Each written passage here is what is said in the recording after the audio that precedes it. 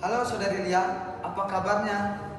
Saya senang sekali karena hari ini kita bisa berbincang soal tema katekese yang sangat penting sekali ya teman-teman, yaitu roti hidup dalam kehidupan.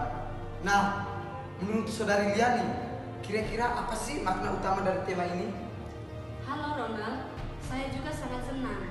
Kalau menurut saya, tema roti hidup itu bisa mengajak kita untuk menyadari bahwa Yesus bukan cuma roti biasa, tetapi Dia adalah sumber hidup sejati yang memberikan kehidupan dan kekuatan kekal bagi kita.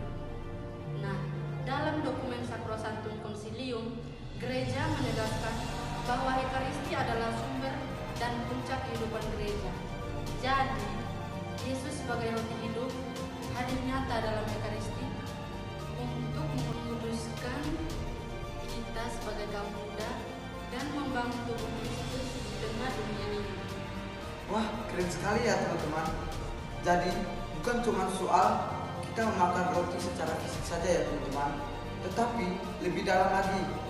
Malahan kita diajar untuk makan tubuh Kristus yaitu Yesus secara rohani lewat Ekaristi supaya hidup kita benar-benar dipenuhi olehnya. Betul. Dalam Injil Yohanes bab 6 ayat 51 sampai dengan 58, Yesus berkata, "Akulah roti hidup yang telah turun dari surga. Barang siapa makan dari roti ini, ia akan hidup selama-lamanya." Ini bukan hanya kiasan, tapi Yesus menyatakan bahwa kita harus benar-benar menerima Dia dalam hidup kita secara rohani dan nyata, supaya kita punya hidup yang kekal dan kelak sampai akhir zaman. Kalau kita percaya dan mengimani hal ini, kita akan hidup mengalami perubahan hidup yang luar biasa.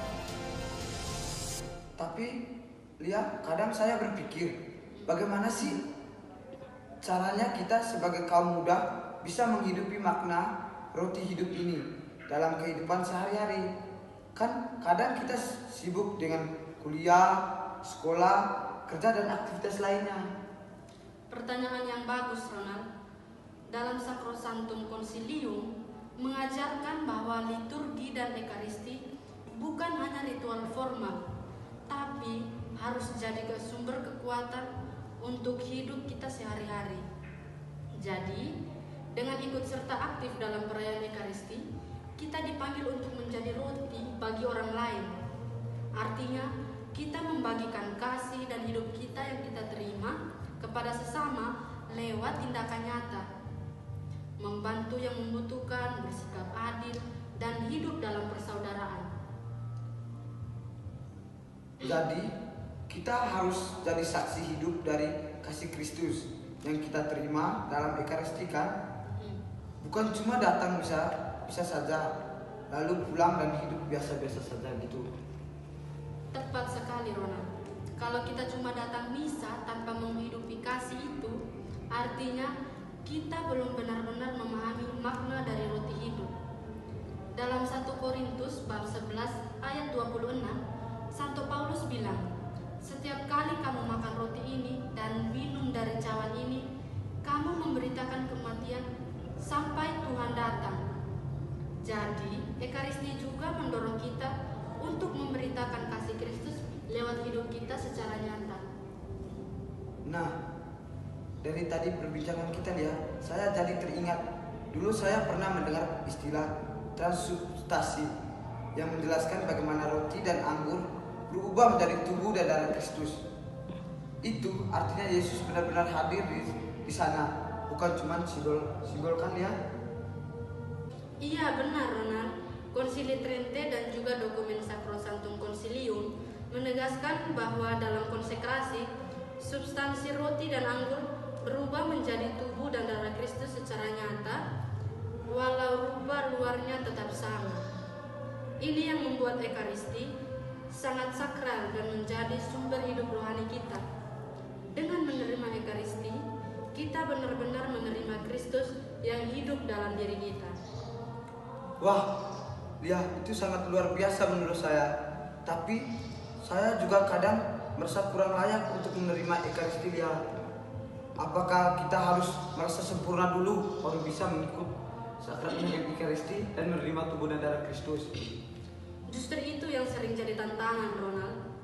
Dalam 1 Korintus bab 11 ayat 27 sampai 29, Paulus mengingatkan kita supaya menerima Ekaristi dengan sikap hormat dan sadar akan iman kita. Jadi bukan soal kesempurnaan, tapi kesadaran dan iman yang sungguh-sungguh. Kita sebagai kaum muda diajak untuk terus bertumbuh dalam iman dan hidup suci, bukan takut atau merasa tidak layak jika menjauh. Saya jadi semakin mengerti sekarang. Jadi roti hidup itu bukan cuma untuk diri kita sendiri, tetapi juga untuk membangun komunitas dan gereja yang hidup dalam kasih teman-teman. Betul. Sacrosanctum Concilium sangat menekankan bahwa liturgi membangun tubuh Kristus, yaitu gereja. Kita yang menerima roti hidup dipanggil untuk menjadi bagian dari tubuh Kristus yang aktif, saling mengasihi dan melayani. Ini juga panggilan bagi kita kaum muda untuk berperan aktif dalam gereja dan bahkan dunia. Oh, kalau begitu, bagaimana sih ya kita bisa mulai menghidupi ini? Apa langkah konkret yang bisa kita lakukan? Banyak hal yang bisa kita mulai. Pertama, rajin ikut misa dan menerima Ekaristi dengan penuh iman. Kedua, berdoa dan merenungkan arti Ekaristi dalam hidup kita. Ketiga, terlibat dalam pelayanan di lingkungan gereja atau sosial, misalnya membantu yang membutuhkan, membangun persaudaraan, dan jadi teladan kasih. Dan yang terakhir atau keempat, sebarkan semangat kasih Kristus lewat kata-kata dan perbuatan, termasuk di media sosial yang sering kita gunakan. Benar sekali, Lia. Saya sangat setuju dengan idemu tadi.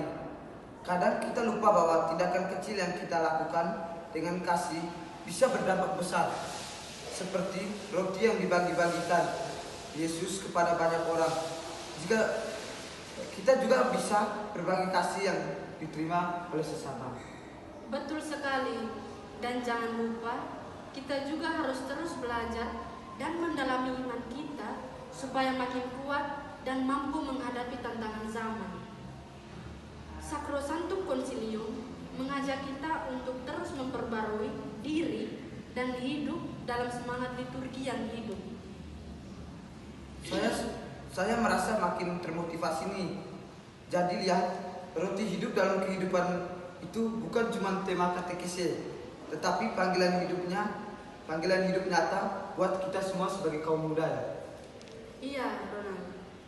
Mari kita jalani hidup ini sebagai pribadi yang menerima dan membagikan roti hidup menjadi saksi kasih Kristus yang menguatkan dunia. Dengan begitu, kita ikut membangun gereja yang hidup dan penuh harapan. Oh, jadi begitu.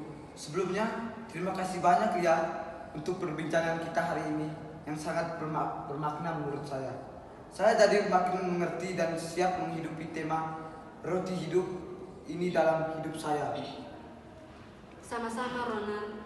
Semoga kita dan semua kaum muda bisa terus bertumbuh dalam iman dan kasih, menjadi roti hidup yang membawa kehidupan bagi banyak orang. Terima kasih semuanya.